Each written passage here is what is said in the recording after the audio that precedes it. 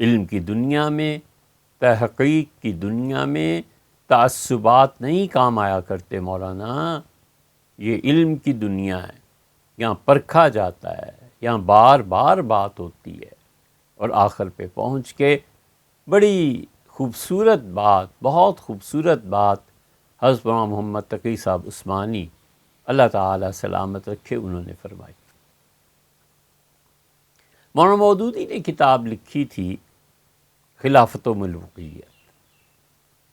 اس کی کچھ مباحث کے سلسلے میں حضرت مدظر العلوم نے دارالعلوم کراچی سے حضرت معاویہ رضی اللہ عنہ کے متعلق ایک کتاب لکھی، حضرت معاویہ رضی اللہ عنہ اور تاریخی حقائق. اس کا جواب مولانا مودودی صاحب کے جو نائب تھے مولانا غلام علی صاحب وغیرہ، ان حضرات نے لکھا. تو اگر ہم بھول نہیں رہے تو حضرت مولانا تقی صاحب نے فرمایا کہ جب وہ جوابات آئے تو بابا نجم الحسن جو حضرت تھانوی نور اللہ مرکزہ کے خلیفہ تھے وہ تشریف فرما تھے، اور انہوں نے کہا مولوی تقی آپ نے اس کا جواب لکھ دیا تھا؟ میں نے عرض کیا جی، یہ تو اور اعتراضات آئے ہیں. فرمایا بس کافی، اس کا جواب اب نہ لکھنا. اعتراضات تھے، آپ نے ان کا جواب دے دیا، بس بات ختم، قصہ ختم. اب جواب کے جواب لکھتے، وہ پھر جواب کا جواب لکھتے. انہوں نے جو موقف حق سمجھا اس کو بتا دیا. خدا خود فیصلہ کر دے گا کہ کیا سچ تھا، کیا غلط فہمی تھی. جھوٹ نہیں کہہ رہے، اس لیے کہ ان دونوں حضرات پہ اللہ تعالی ان کی خدمات کو قبول کرے، اور ان دونوں کی غلطیاں اگر ہو گئی ہیں تو تجاوز فرمائے. بہت محتاط رہنا ہی چاہیے کہ کل کو اسی مرحلے سے خود بھی گزرنا ہے. تو تیسری بات انہوں نے یہ کہی. چوتھا اعتراض انہوں نے اس روایت پہ کیا کہ انہوں نے کہا اس میں اللہ کے نبی حضرت موسیٰ علیہ السلام پر دو الزام ثابت ہوتے ہیں. ایک تو یہ ہے کہ حضرت موسیٰ علیہ السلام ایک عورت کی تہمت پر صبر نہیں کر سکے، اور یہاں تک کہ خدا کہتا ہے ان کے متعلق کہ وہ اولو العزم رسولوں میں سے تھے. حضرت موسیٰ علیہ السلام بہت عظیم الشان پیغمبر، 5 رسول اللہ کے علیہ السلام جو مثالی انبیاء علیہ السلام مانے جاتے ہیں، ان میں سے اولو العزم رسولوں میں سے حضرت موسیٰ علیہ السلام بھی ہیں.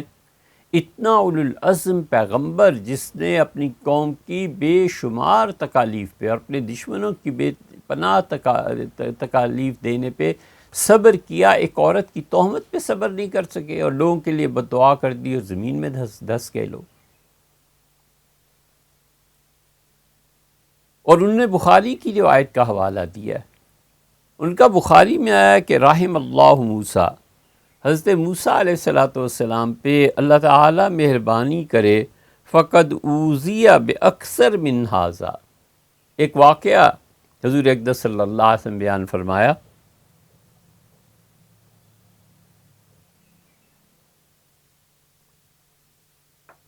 اور آخر پہ آپ نے فرمایا کہ حضرت موسیٰ علیہ السلام جو قوم نے ان پہ تہمت لگائی تھی، اس سے بھی بڑی چیزوں میں انہوں نے صبر کیا.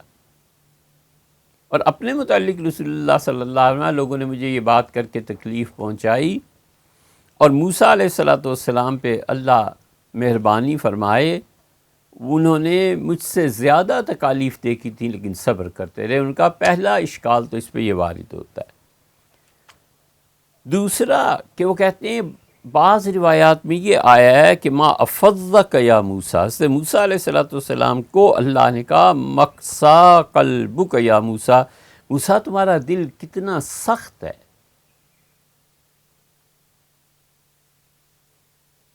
تمہارا دل کتنی قساوت میں ہے کہ لوگ دھنس رہے تھے اور تمہیں ذرا ان پر ترس نہیں آیا. ما افزک یا موسیٰ، وہ کہتے ہیں یہ قساوت قلبی اور یہ سختیاں یہ سب کی سب انبیاء علیہ الصلوۃ والسلام میں نہیں پائی جاتی کہ لوگ دھنس رہے ہیں اور وہ ان کی سنے بغیر ان کے لیے بد دعائیں کیے چلے جا رہے ہیں. حضرت موسیٰ علیہ الصلوۃ والسلام کی شان کے یہ خلاف ہے. اور پھر پانچواں انہوں نے کہا ایک طرف تو اللہ تعالی قارون اور اس کے گروہ کو سزا کے لیے موسیٰ علیہ الصلوۃ والسلام اور زمین پہ ان کا اختیارات ارشاد فرما رہے ہیں، اور دوسری طرف اللہ کہتا ہے کہ لو استغاث بی مرتن لاغثتہ، اگر ایک بار بھی قارون مجھ سے مدد مانگ دیتا تو میں اس کی مدد کرتا، زمین میں نہ دھنسا دیے جاتے. حل ھذا لائقم باللہ الحکیم العلیم، یہ اللہ تعالیٰ کی شایان شان ہے حکایت کہ ایک طرف موسیٰ علیہ الصلوۃ والسلام کو حکم ہو رہا ہے، دوسری طرف خدا یہ کہے چلے جا رہا ہے. ولیعوذ باللہ. کہتے ہیں اللہ جو حکمتوں والا ہے اور اللہ جو علم والا ہے کہ ایک منظر کے بعد دوسرا کیا ہوگا، ایک بات کے بعد دوسری بات کیا ہوگی، وہ اللہ ایک طرف حکم یہ دے اور دوسری طرف حکم یہ دے، یہ سب کیا ہے؟ وہ کہتے ہیں یہ روایت اندر سے بول رہی ہے. اس روایت کا کچھ حصے کی تردید اور تکذیب کر رہا ہے. چھٹا انہوں نے اس پہ اعتراض کیا ہے، وہ کہتے ہیں کہ ان الاستغاثہ، یہ جو مرتے وقت جب کہ عذاب نظر آنے لگے، جب کہ خدا کا عذاب نظر آنے لگے، اس وقت کا ایمان کسی کے لیے قابل قبول ہوتا ہی نہیں. یہ تو قاعدہ اور کلیہ ہے.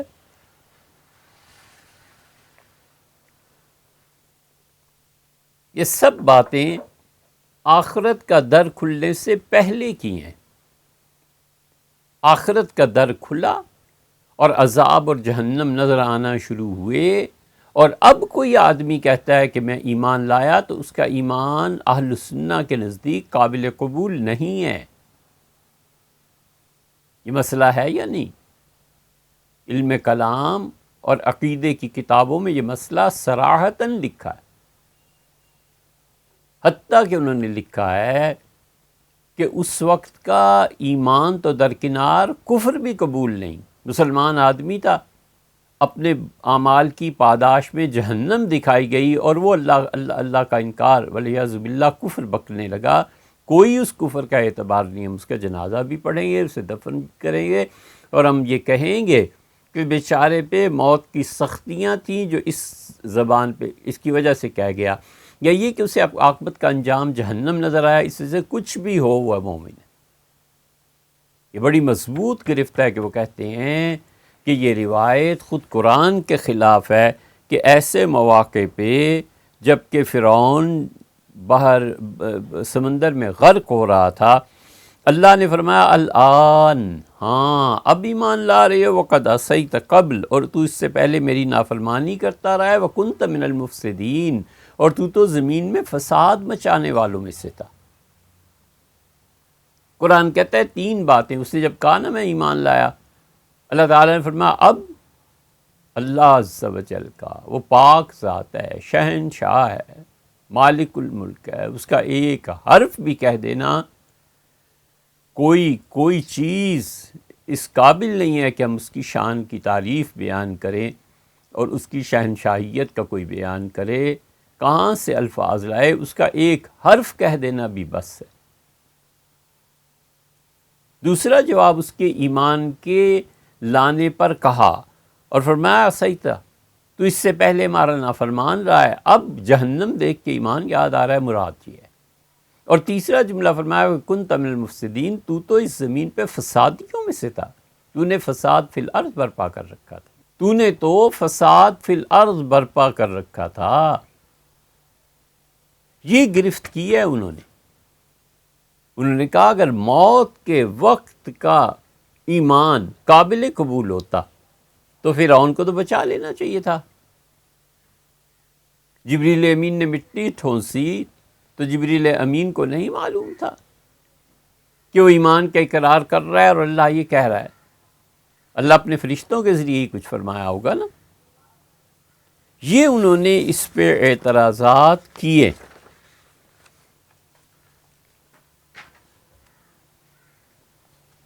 پھر ایک اور بات یہ دیکھنے کے قابل ہے کہ عبداللہ ابن عباس رضی اللہ عنہما نے فرعون کا قصہ حضرت نبی کریم علیہ السلام ان سے کہا ہے نا۔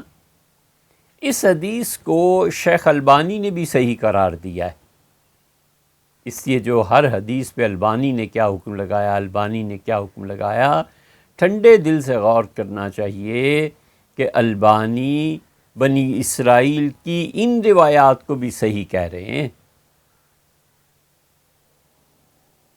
البانی نے کوئی تفصیل نہیں دی، اور دو حوالے پیش کرتے ہو، مستدرک کے اور مصنف ابن شیبہ کے۔ یہ بھی کہہ دیا ہوتا ہے اس لیے کہ پڑھا ہو تو پھر آپ ہمیں حوالہ بھیجیں، یا حسن ظن سے کام لے لیتے ہیں۔ کہ آپ نے دسیوں کتابیں دیکھی ہوں گی، آپ کے علم میں بہت چنے ہوئے دو حوالے تھے، اس لیے ارسال فرما دیے۔ اور معتقدین کے گالیوں کے تحفے الگ، کون پوچھتا ہے میاں، اور کون ان چیزوں پہ غور کرتا ہے، اور دنیا میں کوئی کام نہیں رہا، اللہ کو سب جواب دینا۔ مسند احمد کی تخریج کی ہے، اور انہوں نے مسند احمد کی تخریج میں محققین نے کہا کہ یہ عبداللہ ابن عباس رضی اللہ عنہما تک پہنچ کے سلسلہ ختم ہو جاتا ہے، آگے یہ سلسلہ چلتا ہی نہیں ہے کہ اسے حدیث قدسی قرار دیا جائے۔ ھذا الاثر، یہ جو بھی روایات ہیں فرعون کے بارے میں، تو اصلاً نہیں آئی، زمین میں نہیں دھنسا فرعون، یہ ہلاکت قارون کا قصہ ہے، ولا یصح ایضاً، یہ بالکل صحیح قصہ نہیں ہے۔ فنرجو من اخواننا المسلمین عموماً، اور ہم تمام مسلمانوں سے عمومی طور پہ، ومن الدعات خصوصاً، اور جو لوگ خدا کی دین کی دعوت کا کام کرتے ہیں ان کے خاص طور سے کہتے ہیں کہ وہ باز آ جائیں ان روایات کو، نہ صرف یہ کہ پھیلائیں نہیں بلکہ انہیں چاہیے یہ نقل بھی نہ کریں۔ یہ ان لوگوں کو وہ نصیحت کر رہے ہیں جو لوگ داعی اللہ ہونے کا کام کرتے ہیں۔ سوچنا چاہیے علماء کو کہ آپ قیادت خود نہ کریں، آپ مطالعہ نہ کریں، اور آپ